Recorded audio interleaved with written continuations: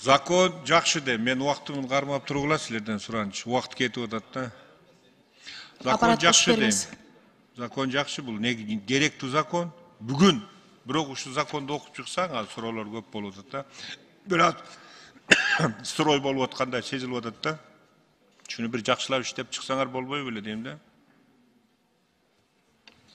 Негизинен бардык тобокелчиликтерди эске алып, кандайдыр бир тажрыйбаларды ушул мыйзамдын чегинде киргизгенге аракет кылдык. Бирок эгерде кандайдыр бир көз караштарыңыздар болсо, сунуштарыңыздар болсо, биз экинчи окууда өзүңүздөр билесиз, биз ар дайым даярбыз. Анткени мыйзам бул баарыбызга керектүү мыйзам. Эгерде ошол акционердин общество болсо, мамлекеттик үлүшү 51% эле, же 70% эле, же 80% эле, же болбосо 35% эле. Башка акционерлердин укугу кандай болот? Ал сөзсүз түрдө акционердик коомдор мыйзамдын алкагында иш жүргүзүлөт. Только ошолордун. Алардын кызыкчылыктарын чекке какканга мүмкүнчүлүк бербейт бул мыйзам. Ал сөзсүз түрдө ачык акционердик коомдордун мыйзамдарын алкагында жүрөт.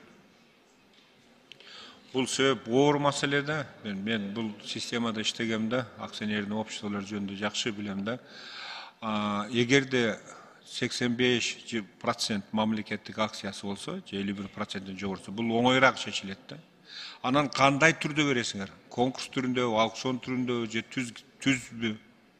Конкурстун негизинде негизи. Эгерде ал ГЧПнын алкагында болсо, эгерде мамлекеттик ишкана, башка мамлекеттик ишканага өткөрүп турган болсо, анда түздөн түз өткөрүп.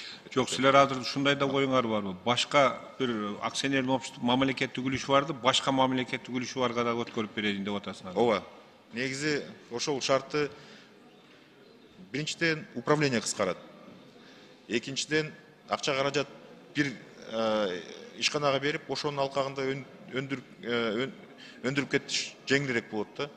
Ошого карата багытталганда негизи. Просто мен оюмду айткым келет да, Данияр Жолдошович. Бул жерде мамлекеттик үлүштү толук чыгарып алып, анан ошондо баягы ГЧП кылып берсеңер жакшы болобу деген ойду айтып атам. Ишенимдүү башкарууга берсеңер, ошондо толук кандуу алган инвестор өзүнө 100% ишенип жумушту жакшы кылабы деген ойду айтып атам да.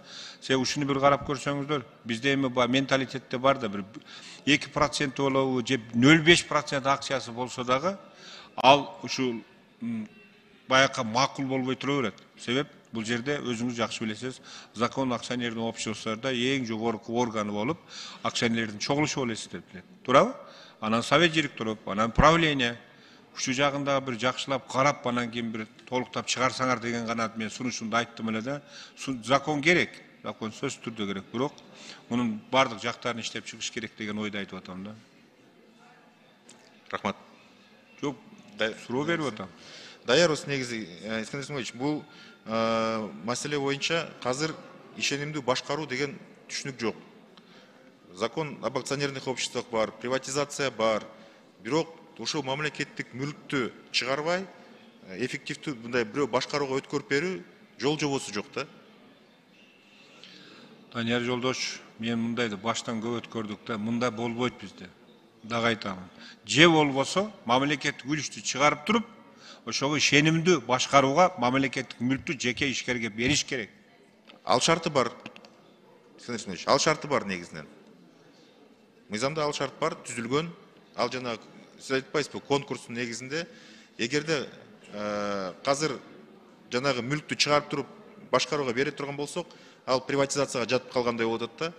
Жок, дагы айтып атам, приватизация деген сөздө жок болуп атат. Ишенимдүү башкарууга берип атасыңар, бир определенный убакка. 5 жылбы, 10 жылбы, законда 5 жыл, анан жакшы чоңураак инвестиция кылса 10 жылга деп атасыңар. Эгер жакшы иштеп, ошол жакшы бир прибыль бере турган болсо, анан дагы карайсыңар. Туура? Ошондо бир жоболорун иштеп чыгыш керек деп атам. Эгерде дагы бир менин сунушумду айтам, мамлекеттик мүлктү чыгарып туруп, өзүнчө бир башка бир ишкана түзүп бербесеңер, бир азыркы бул ишенимдүү башкаруу закону ишке толук ишке ашпайт. Мен ону толук кепилдик бере алам. Эгерде эмете туура көрсөңүз, анда ошол сиздин көз карашыңызды экинчи окууда киргизип, чогуу иштеп чыгып киргизип кетелик анда.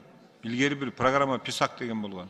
Bilesiңер да. ооба писакты Писакта анын максаты идея туура болгон, максаты башка болгон да. Ооба. Ал жерде биздеги стратегический объектилердин баарын жок кылыш керек болгон. Ошентип бүтүн стратегический объектилерди башка жактан келип спец администратор башкарып анан биздин чоң ишканаларды талкылап жок кылган да.